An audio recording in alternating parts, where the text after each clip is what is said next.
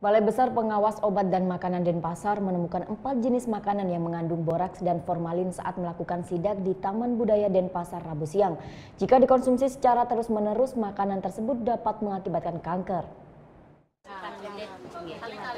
Petugas BPPOM Denpasar Rabu siang menggelar sidak makanan yang dijajakan di area Pesta Kesenian Bali Taman Budaya Denpasar.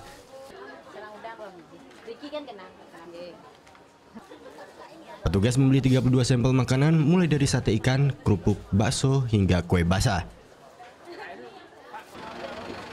Untuk mengetahui kandungan dari sampel makanan ini, petugas BPPOM Denpasar langsung melakukan uji cepat di mobil laboratorium. Setelah memeriksa seluruh sampel makanan yang dibeli dari pedagang, petugas menemukan 4 jenis makanan yang positif mengandung zat kimia berbahaya berupa boraks dan formalin.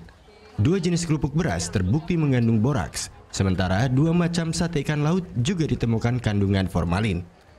Boraks formalin itu 2 hal yang tidak boleh ada di dalam tubuh. Dia merupakan radikal bebas.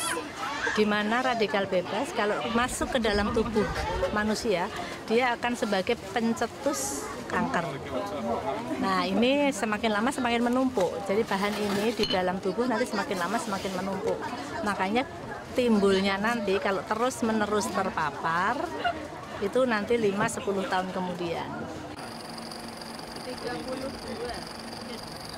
Petugas akan melakukan uji lanjutan di laboratorium BPPOM Denpasar untuk memastikan jumlah kandungan formalin dan boraks ke-4 makanan tersebut. Untuk saat ini, petugas belum memberi sanksi dan hanya melakukan pembinaan kepada pedagang yang menjual makanan berbahaya tersebut.